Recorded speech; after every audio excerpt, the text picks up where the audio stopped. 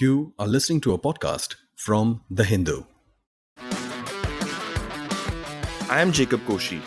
And I'm Shobna Nair, and this is the Rearview. Here we dive into the history of things, events, discoveries, and inventions. So, Shobna, we call this show the Rearview because the objects or subjects we speak of tend to be at a fair distance in time. And that allows us a clearer, objective take on their personalities. But we depart from tradition this time, right?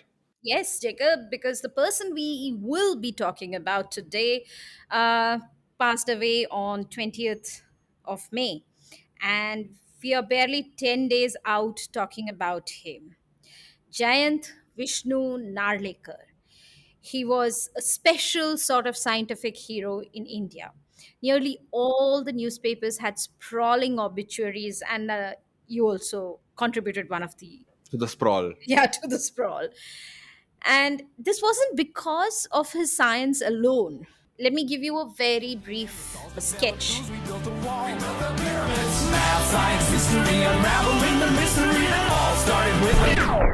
He challenged the creation of universe as imagined by the Big Bang theory. Bazinga! At 27 years, he had got Padma Bhushan. He created a world class research The institution, Inter-University Center for Astronomy and Astrophysics. astrophysics, based out of Pune. He brought science to the masses, battled superstition, wrote science fiction. He was a scientist, skeptic, and a storyteller like no other. And a fantastic mentor to a whole generation of theoretical physicists in India. So let's dive in. So we have a lot of attributes and facets to unravel here. And depending on how old one is, there are different ways when one has first heard of Narlikar. Let's start from Narlikar, the scientist. So, in the 1964 edition of Yojana, which was a periodical of the Planning Commission, So, Jacob, now that you mention Yojana, the Planning Commission magazine, I would, which actually Jairam Ramesh, the great archivist we have, he had preserved that one page of Yojana, and he tweeted this out. And I'll read out one small paragraph. Time alone will tell if the 26-year-old Indian scientist has already earned a place in the history of science comparable to that of the veteran Satyendranath Bose, who corrected, and I put it in quotes, corrected Einstein. But let us stint nothing in hailing an outstanding achievement. so this was actually, that you mentioned Einstein. So the very young then Jayant Narlikar, who was working as, along with Sir Fred Hoyle, the very eminent astronomer and cosmologist at the University of Cambridge. So they were coming up with some very, very radical notions of how the early universe formed. And this was at that very interesting point in the history of physics when the Big Bang theory of the universe having a single point origin, which of course was there since the early 1900s, that was emerging. But then the Hoyle theory called which advocated for a steady universe where there was no Big Bang, was actually the predominant theory. And this was coming under attack increasingly from the evidence that was coming up. And Narlikar, despite being a young, ambitious, very bright scientist, was the guy who did not really jump on the bandwagon. And as we shall see, he stayed the true, was one of the few who never actually True veered off. skeptic. Yes. You never heard of me, or the weird shit I do and say. That's my favorite thing, that I'm not famous. No. Before we get into the really exciting, and I believe, a rather optimistic theory of how the universe came about, the steady Or state is, yeah, theory, we should talk about Narlikar's childhood and his absolutely. life story. You should listen to his Big Bang moments, right? How Yes, did he start off? yes, and interestingly, another little para from that Yojana piece, which I think fits Narlikar perfectly well, is that it has been said that speculative mathematics, which Narlikar pursued, like lyric poetry, is a great gift of the young.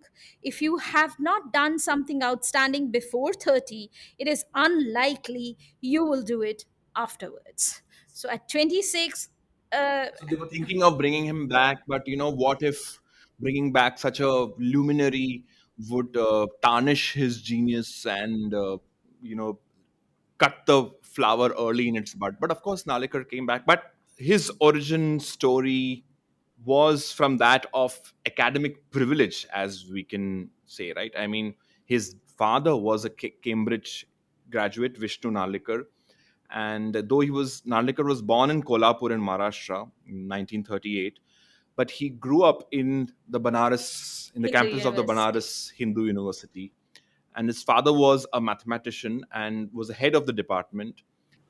So these were the what Narlikar himself recollects as the golden days of the Banaras Hindu University. You had a vice chancellor in Sarvapalli Radhakrishnan, the eminent world famous philosopher, vice president, and then eventually president.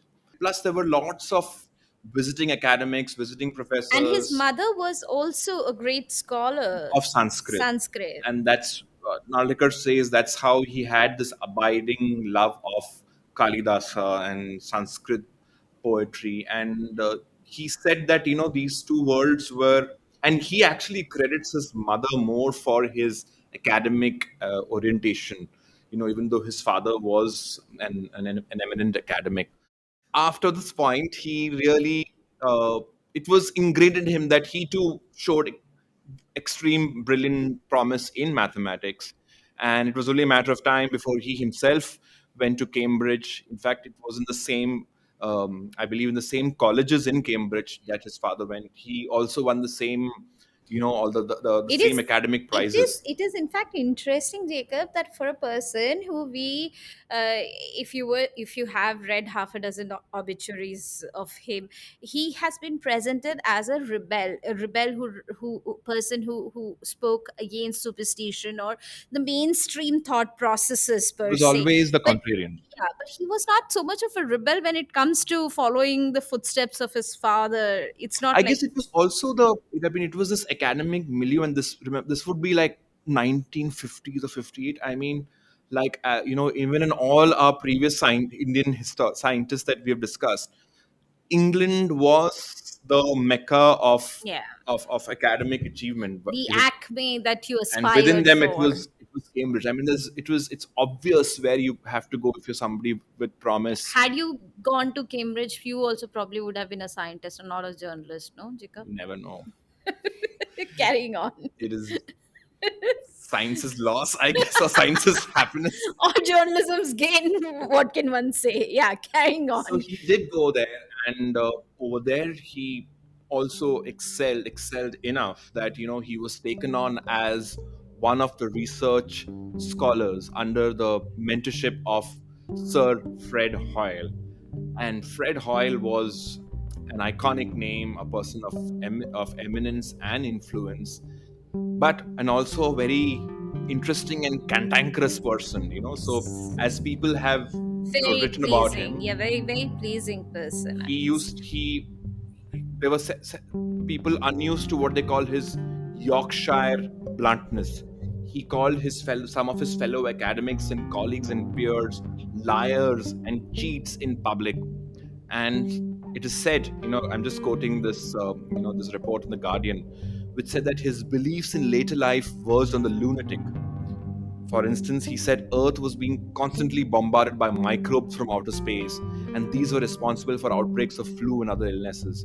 He also claimed that remains of the Archaeopteryx, the British Museum fossil that demonstrates the early link between dinosaurs and birds, was a fake. So these notions obviously didn't make the best of friends with several scientists, and it is widely believed that he actually lost out on the Nobel Prize because of this. I mean, some old grouse that somebody on the Nobel or the Swedish committee had, because I he thought science was objective and could look absolutely beyond not. What your have you seen in the 20 general episode pod that we have general gone? general unpleasantness of a human being is Absolutely. doesn't come in the way of celebrating Because science. Hoyle was the guy, this whole notion or this very famous phrase that we are all made of stardust, everything comes from stardust, was actually resulted from something which Hoyle said, that about how elements are made because of nuclear fusion in stars. So it was an idea that took a long time to be absolutely verified, but he is believed to be the that's nuclear synthesis is one of his founding ideas, and so he should have ideally got a Nobel Prize. And people say he probably Pissed people earthed away. off the wrong people, and it Yeah. is what it is. But it is Narlikar says that when he joined him as a research scholar, and they're assigned problems. So Hoyle gave him some 4 or 5 problems to work on, but none of these were the steady state university. Now take a brief moment, Jacob, and describe steady state. And when I say brief, please keep it brief. No, Yeah. there's no way. I'm talking, how can you compress 14 billion years or even before that into a few moments? But That's we can try. it, Jacob. That's it. You said 14 billion years But ago. that's the But Big Bang. exactly, is it so? Did it start 14 billion years So ago? that is the big controversy. So there were I mean, after Einstein's theory of relativity, he himself established something called the cosmological principle. So that basically boils down to the universe being the same. It's called isotropic. That wherever this universe is steady, unchanging, and from any direction you look at it, it looks featureless and flat. But later on, let's beginning from the astronomer Edwin Hubble, he showed that galaxies are Drifting moving apart. apart. Yeah. And this was how they did it, because he was able to observe light from distant stars and sources, and the light seemed to be shifted towards the red parts of the electromagnetic spectrum. That is a sign that some things are shifting away. So if everything is moving apart, it obviously means that there is a lot of action. There is not really steadiness going on. So, in fact, as scientists mostly do, when you have fantastic theories, but observation comes first. When you have interesting observations, you have to do something. In fact, Einstein actually came up with something called a cosmological constant in his equations. And later on, this was basically to balance the fact, to keep the steady state idea intact. Einstein actually called this constant later on in life as the biggest blunder in his life, suggesting that he himself thought that it is actually an expanding universe. Couple of other evidences also started emerging in the 50s and 60s. One was that people actually found out sources of radio waves, and these radio waves were supposed to be existing even before uh, a hypothetical big bang would have happened. But the biggest blow was something called the cosmic microwave background radiation. As you say, if there is a big bang, it means that the universe had started out at a particular point. It means there was intense gravity. It means there was intense temperature. It was a very hot, dense state, as again going from the song. Yes. So when you actually explode, what happens is that over time, whatever was very hot becomes cooler and cooler, right? And so, what if you believed in Big Bang, if you found something which shows this temperature uh, at an expected level. So that is when two astronomers, I mean Tobias and Wilson, they very accidentally found in the 1960s evidence of what is later on called this microwave radiation, and it was the kind of nail in the coffin as for Of most the people steady state of the theory. steady state theory, because you had to account for an expanding universe. And I firmly believe, I find the steady state theory far more reassuring than Big Bang. You know, if there is no definite beginning, there is no definite end. And I feel that it is, so what basically this theory is saying, that universe contracts and expands, cycling endlessly, This is the state, but you this know. is when they had to so now now when faced with evidence, you cannot just say that, you cannot ignore evidence. So being scientists and what they do, Hoyle actually incorporated these ideas within the steady state universe, and this is where somebody like Narlikar helped him out a lot Yes, with I the was math. going to ask you just And that. this was What was also, Narlikar's contribution? Because so Hoyle did come up with the steady state theory before Narlikar. Or, yeah, it was before him. yeah. It was, in fact, it was all by the time Narlikar actually joined him, he was, there was already major skepticism being expressed, and which is why Narlikar recounted that, Hoyle actually gave him problems that were not part of the steady state universe theory, So he had because he basically, didn't want to get him into a controversial subject so early on. or But he, Narlikar actually yeah, or opted had to. he So just given up on that? Like, no, he never gave up on yeah. that. And it's actually a very valid way of looking at it, because many times you don't just throw out a simple explanation just like that, just in the face of just one evidence or two evidence. So there were three primary people who came up with the steady state theory: Fred Hoyle, Herman Bondi, and Thomas Gold. And these people, Bondi first, said that we have to incorporate this idea of microwave background radiation, etc., into it. So they also came up with new modifications. And their modification was that the universe might be steady, but there are cycles forming. There are there are stages when the universe gets into a creative mode. It gets into a stage when it is a non-creative mode, and stars keep dying out, and when they die out they form new stars. So but the thing is, the more and more you start putting these things, it destroyed what was called the beauty of the steady state theory. So in actually it's very interesting, there is parallels to, for instance, how astronomers from the 14th century, 15th century tried to defend to the very end that the earth was indeed the center of the universe. So they, that what is called the Ptolemaic view, you came up with extremely complicated cycles to explain how the other planets moved, just to preserve your idea that the earth was the center, until Copernicus just came and said, let's just abandon all of this and just assume that the sun is the center, or the heliocentric view, and it's just much easier to explain what we understand. So Narlikar made a lot of the mathematical contributions to to modify to this modified steady state universe. It was called the quasi steady state universe, and he was the one who contributed significantly to explaining how various energy fields could be born, be created, etc.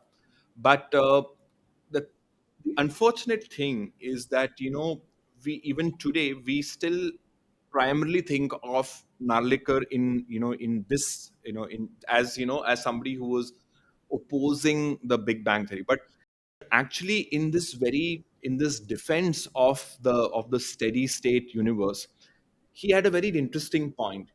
He said that, okay, you want to accept the idea that there is this one single origin of the universe, and then there was this expansion, etc.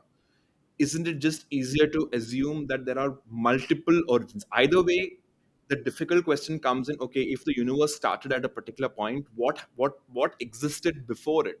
Are you saying that something came out of nothing, which is the hardest part to explain in a, in a theory like this, even in a big bang? Because it's like saying, it's literally the equivalent of, you know a creator, or there is no conception of time before it. Is hard to wrap around. So it's just easier that there is steadiness, and there are multiple creation events that are happening.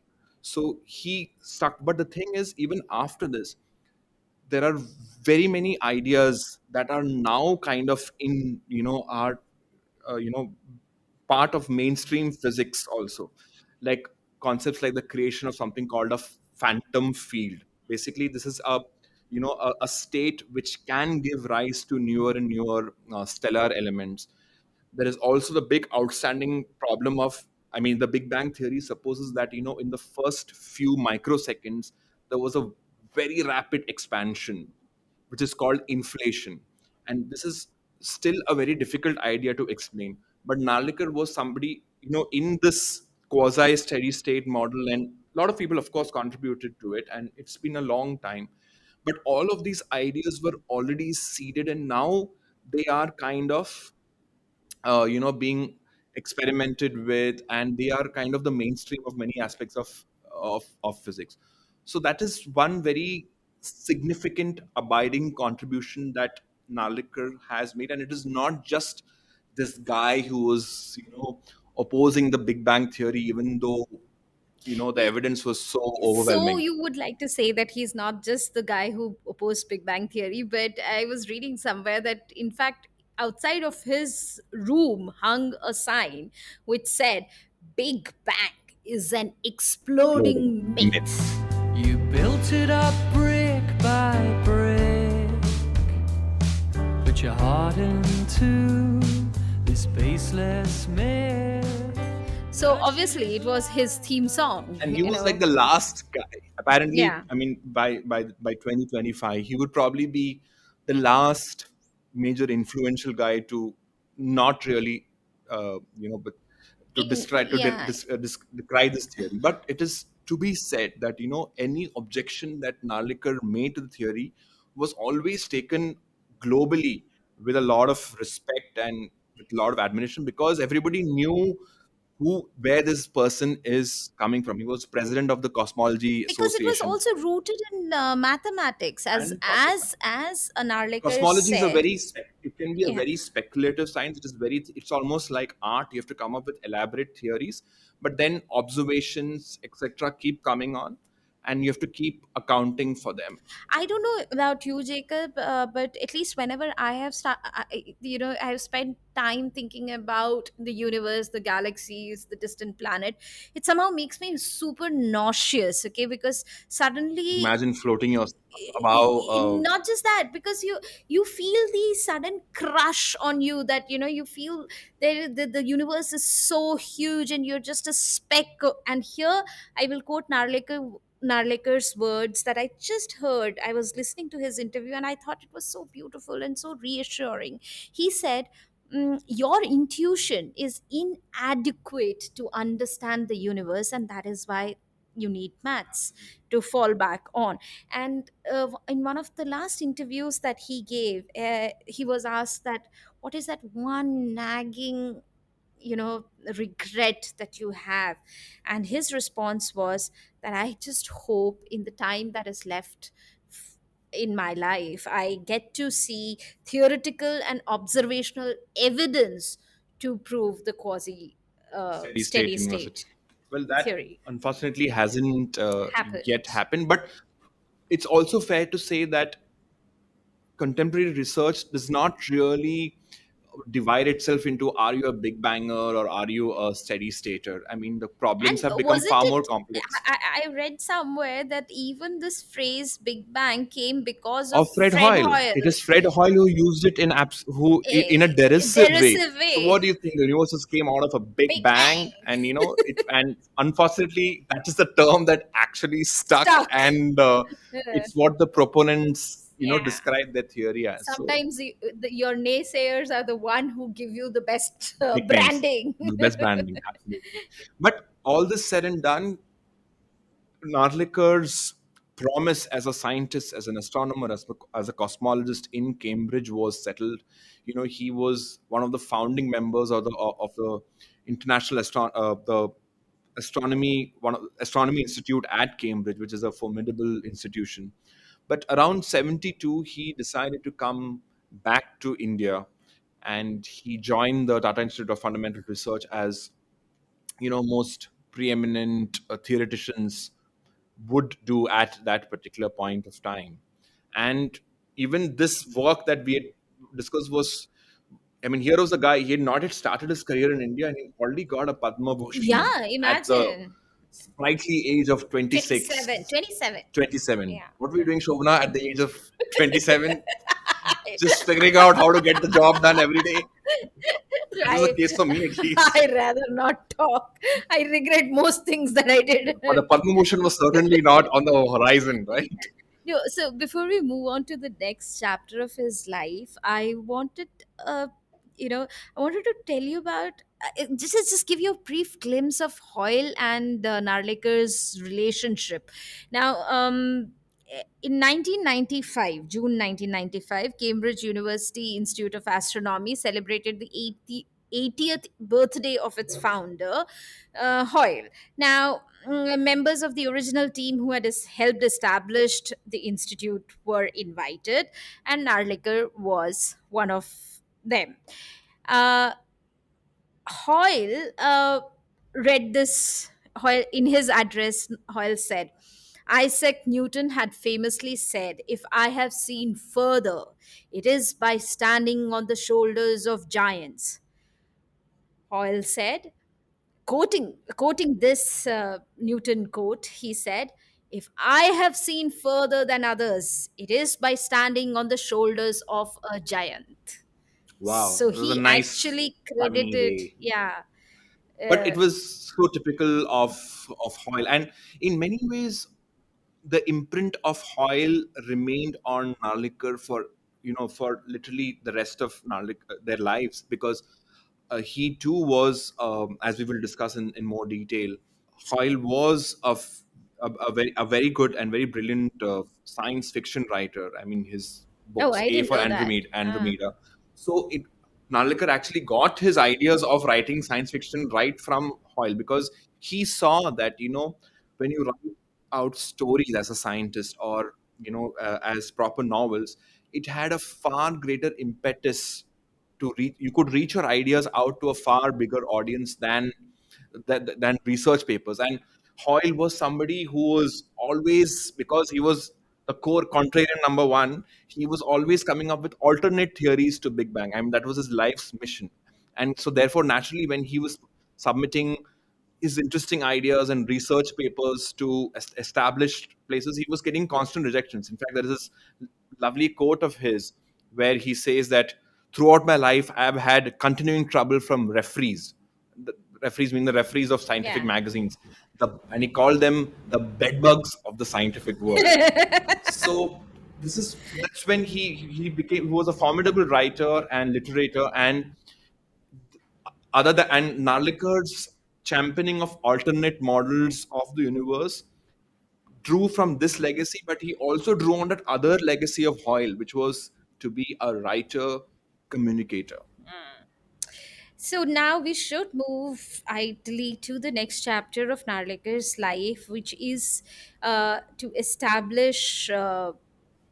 Inter-University Center for Astronomy and Astrophysics. So he came back to TIFR, and he had the usual troubles that NRI scientists coming back to India have. He had to wait 5 years for a. I mean, he was told that he would have to wait 5 years for a telephone connection, but of course he had Indian smarts. He immediately called up Chavan, who was the Yashwant minister, Yashwant Rao, Rai Chavan, and of course Yashwant Rao Chauhan. Yashwant Rao Chauhan, I'm sorry. And of course, the Nalikars were a Were big name well in known, Maharashtra yeah. because of their pedigree, etc. And so Chavan, and he's a Padma Bhushan person, etc. So he could use some of these, this influence and get things moving at TIFR. But eventually, over time, I mean, he wanted to He grew out of the do out, job, and he yeah. wanted to do And stuff on also, his this own. is the time when there is a growing realization that we need to have center of excellences, and we have the great Dr. Yashpal heading the UGC. I mean, I don't Yeah, know about you, but I do absolutely. remember him. He was a He was the very, face yeah, of he was a the very, venerable old Tarabai Naroji of science exactly, very public in 80s. figure. Absolutely.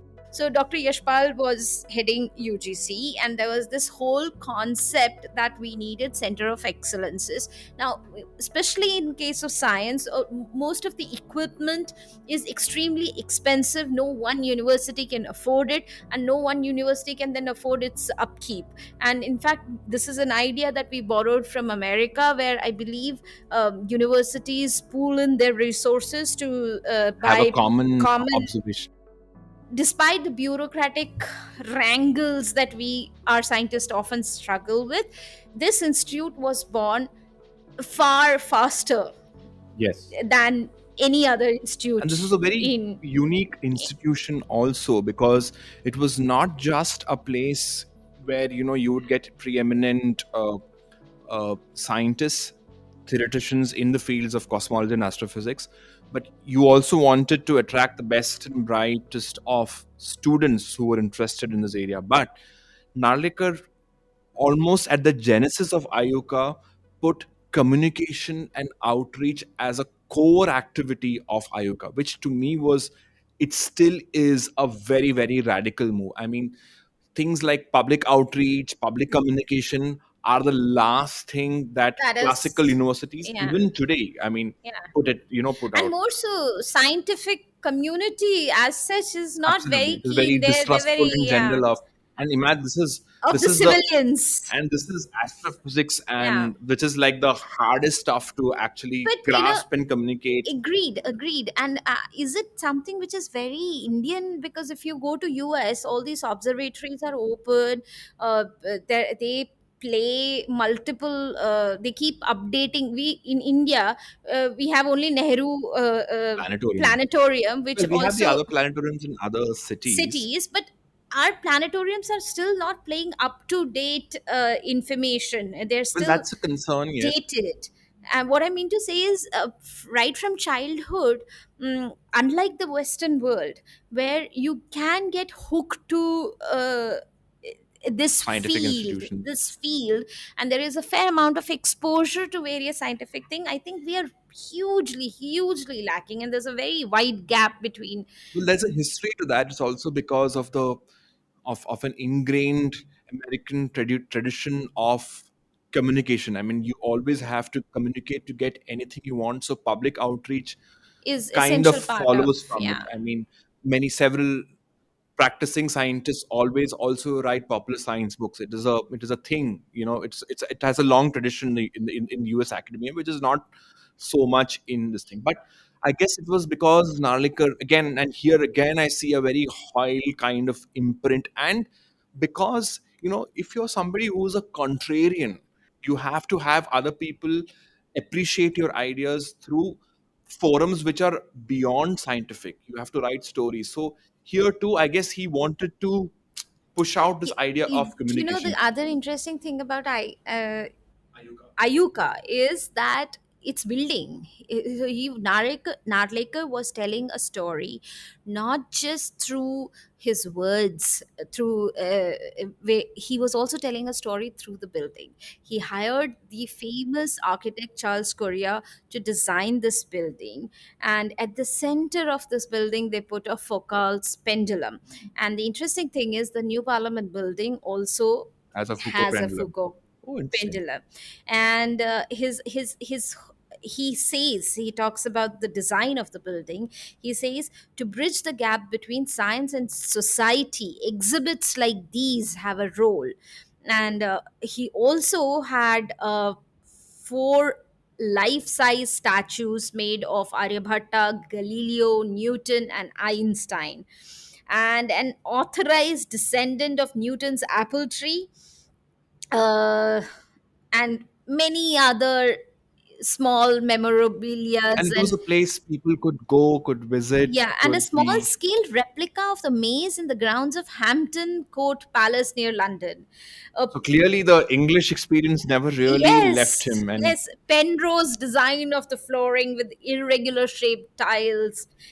uh, Penrose actually reminds me. So in his days at Cambridge, he even recounts, for instance, playing table tennis with.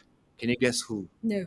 with Stephen Hawking. And My now, improbable gosh. as that sounds, he quickly says that this was before he was diagnosed with motor neuron disease. So Okay. this was the days when Stephen Hawking was a Was sprightly mobile. young person, and he was hanging around with Roger Penrose, and he apparently said that he and Hawkins played TT together and defeated him a couple of times, etc., etc. But they were, and to think that then after that Hawkins was the was literally like the person most associated with the The Big Bang, and mascot. The mascot. yeah, and the mascot for science, etc. Yeah.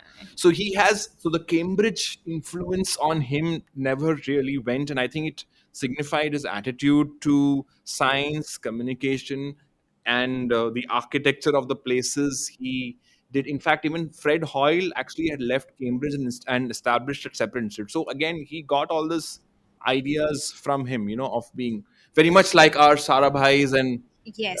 Bhaba, who decided to be institution builders after a point in their life, rather than just stick to being academics in their ivory towers. So the other great aspect about Narlikar, which I really find very endearing, is the way he countered superstition and the way he campaigned for superstition. Science should not be there just for the science sake, unless and until, and he spoke at length about the necessity to have a scientific temper in the society, which is not just knowing your equations, which is His actually, relation, he worked with Davolkar, the yes, asking rationalist. questions at all points, saying, like, for example, again I'm quoting from his interview, where he said that at every point you need to ask, what am I doing, why am I here, why am I saying this, why is that person saying this. I keep wondering So that, there was Jacob, this very why am good. I here. There was this very interesting experiment that he and Yes. Davolkar did. Yes, absolutely. In 2008, he conducted a significant statistical experiment testing Phala Jyotish, which is a branch of astrology. Please stop smirking, Jacob. Take it seriously. The groundbreaking initiative involved collaboration with rationalist Narendra Dabholkar. So the essence of this study, Shobna, was that could astrological predictions be any better than just random chance? So he had the birth charts of about 40 or 50 students who had developmental challenges or intellectual disabilities, and he had the birth charts of students with a norm with no such defined problems. And he mixed both of these charts, and in a very double blind situation, that is, neither the conductors of the experiment nor the people who were being tested knew which birth chart was which. And he basically gave them to the astrologers and said, now you try to figure out using astrology, because astrology You can claims to be able to know the development, future, yeah. just based on charts, right? So if the astrologers could actually tell apart these two different groups. Now, as you said, he'd gotten a statistician. If, let's say, if there were 50 of these charts, if astrologers could actually get 28 of their forecasts right, that means they were correctly able to distinguish out of 50, 28, then it made there is some validity to saying that astrology is has predictive power. But it turned out that barely 17 or 16 or 15. Basically, it's the equivalent of just betting. You have two choices and telling which is where. So they completely. So this was a very elaborate scientific kind of experiment to argue the invalidity of astrological superstitions. But not to in all fairness, Narlikar wasn't this a strident atheistic person, in the sense that he understood why, even in the face of evidence that astrological charts, etc., aren't predictors of the future, and he advocated strongly why this doesn't really come under science. He said that cultural beliefs are so entrenched that people, and which is very well known, that people actually consult astrologers or have beliefs such as this for psychological comfort Yeah, for I wonder faith. if Narlikar got married. When he got married, did they sort of compare the horoscopes? Well, I His don't know. horoscope His and wife his. was a PhD in mathematics, Yeah, so but I guess we haven't really. I haven't yeah. managed to dig that particular facet out. Yeah, no, but it is an essential facet, and I think it is nice of him to give back to the society And also. but it's also interesting that I mean, let's say even you mentioned Professor Yashpal. Again, all of these people actively when they are coming on Delhi on Doordarshan. In fact, even Narlikar has come. I'm sure you were also a watcher of the program Surabhi. Yes, of Yeah, course. so there Yes. was Narlikar has appeared on Surabhi and getting little postcards and answering questions about all kinds of stuff. He gave an introduction, or I believe compared a Hindi version of Carl Sagan's famous Cosmos series. So he Yeah. was like he was our Feynman, our Sagan, everybody rolled But in you know what together. I really like about Narlikar is the fact that yes, he's a contrarian, but if you were to go to YouTube and listen to his interviews, I find him very adorable and endearing person. In fact, I don't know why, but he reminds me of Mickey Mouse. He has a spaceship for a nose, and he has a smile that is plastered across his face, He even was when always a he's happy, genial yeah, person. even when he's explaining the most difficult mysteries of the world, and is and what the other good great thing is that most mathematicians or most scientists start rambling and get lost in their own equations. They are very rarely do they have are they as clear headed as Narlikar to be able to make a layperson And understand. that is, to all credit, that is because of his enormous years that he's put in as a communicator. I mean, here was this guy, actually he was famous enough that he would go and people would besiege him for autographs. Hmm. And in fact, he has said that I won't sign autographs, give me a postcard and a question, Hmm. and I will send an answer back to you. That is so Apparently till the end of sweet. his life, and remember, postcards, right? This is pre-Twitter, no? That is the I don't art of think precision, is to say something interesting and useful in a postcard. I don't think our producer Jude would know what a postcard is.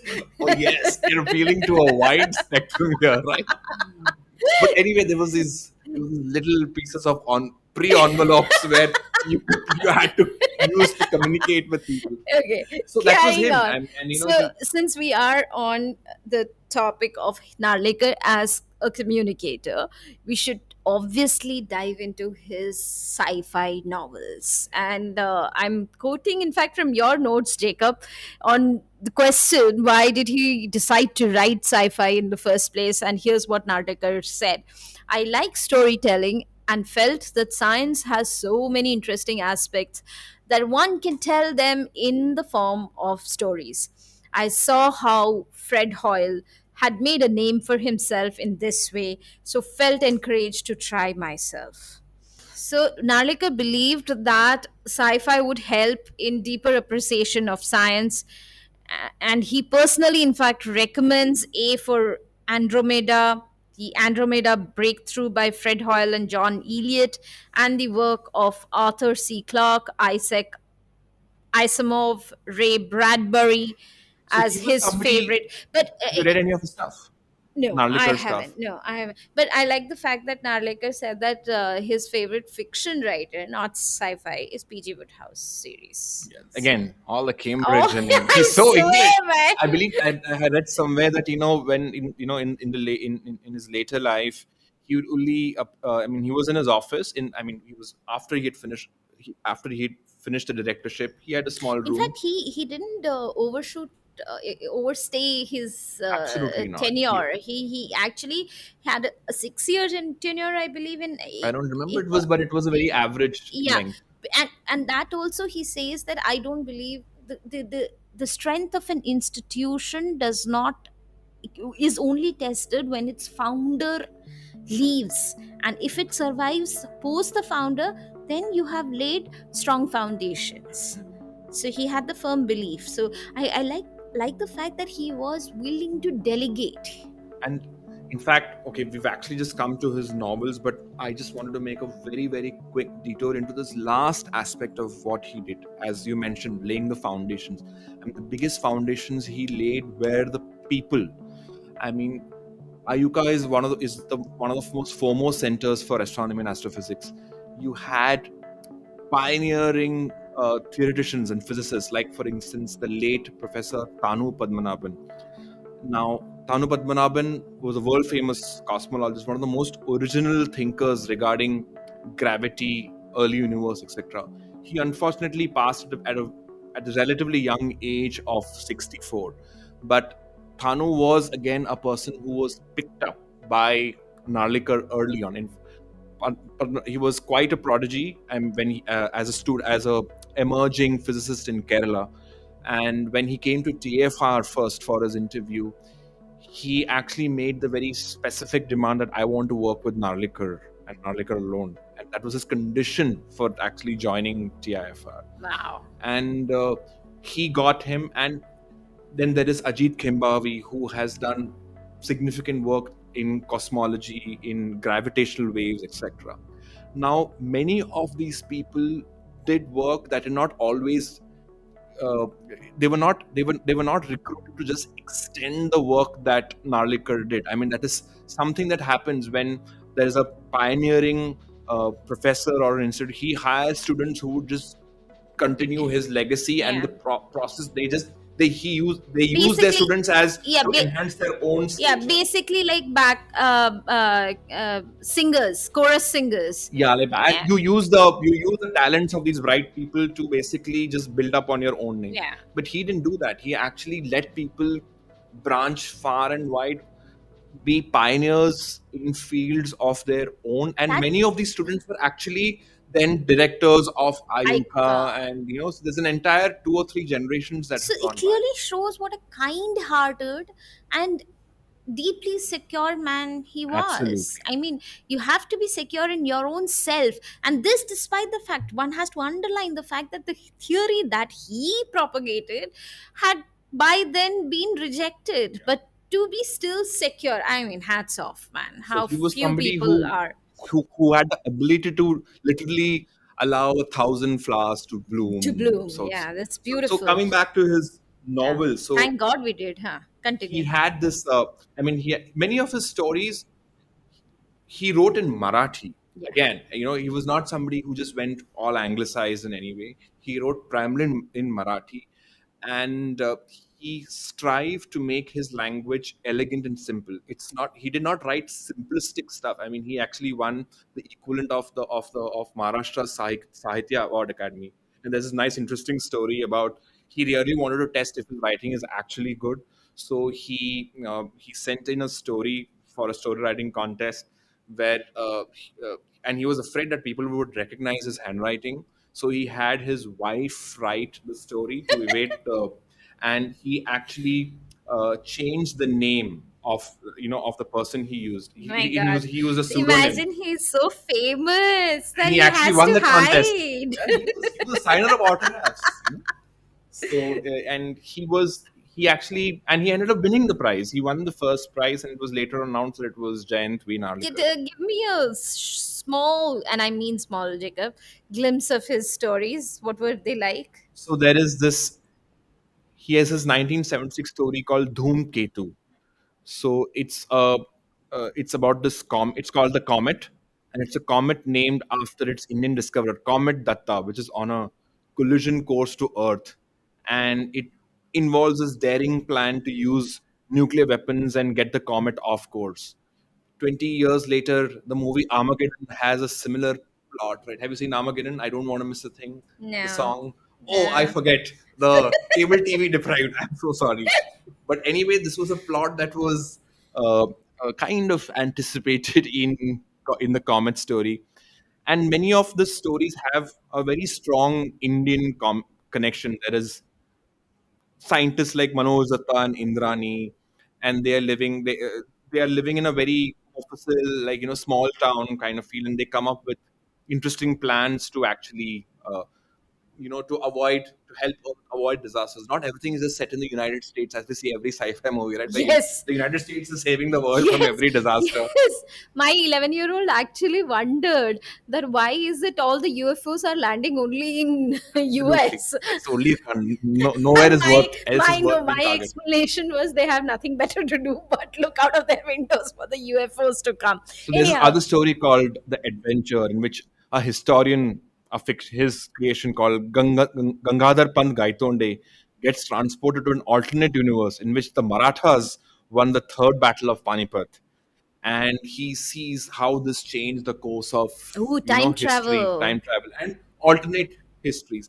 So it is very, so the thing with his work is that it is very much set in the mold of, as he mentioned, Asimov and Bradbury. Very, he was not somebody who would come up with very radical reimaginations, but his idea was to communicate science. That's why there are people who have called his work as scientific fiction, where you are trying to be as scientifically accurate as possible, but you couch everything in the palatable, palatable comforts of fiction. There is a full-length novel he wrote, The Return of Vaman. It begins in Gauribandar, Karnataka, where a group of scientists stumble upon a metal container deep underground, which was left behind by a long-lost yet advanced civilization. And it contains instructions to create a supercomputer, which creates a robot that is a meter tall, the titular Vaman. There is a lot written about him, and a lot of it by himself, right? So he's somebody who's, I mean, his blog is like pretty much up to date. I think he had a Twitter account too. No. Yeah, I mean, Yeah. I think, yes, I'm quite sure he Yeah. was on Twitter, and I think he probably would have been on Insta, if he had the choice, you know, From postcard to Instagram. postcard to Instagram. So he spanned it all. So I think just like how expansive the universe is, Narlikar's story is also something we can go on talking about, but at some point we should put a full stop and we should adopt the Big Bang Theory here and put a definite end to this story. And I would end this conversation with his quote from his autobiography, where he made a self assessment of his career. And here's what he had to say, I quote: "Honestly, reviewing my achievements, I find that I have not done badly, although I could have done better, but at a price. Most of the awards, honors, and recognitions that I have won came my way without me soliciting them. I'm also aware that I could have done better on this account if my work had supported the doctrines favored by the majority."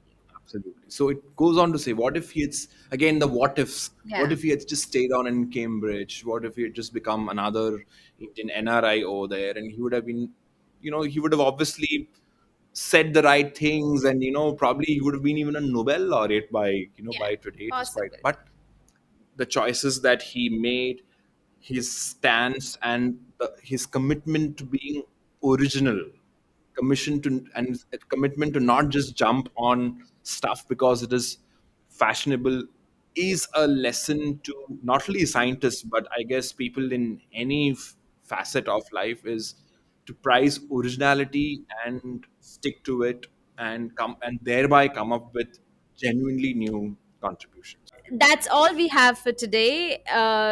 We shall be taking a very short break, and we will be back soon enough. In July, we'll come up with new episodes with exciting personalities, contrarian beliefs, maybe new phenomena. Who knows? We don't know. That's all from me, Shobna. And that's all from me, Jacob. Thanks a lot.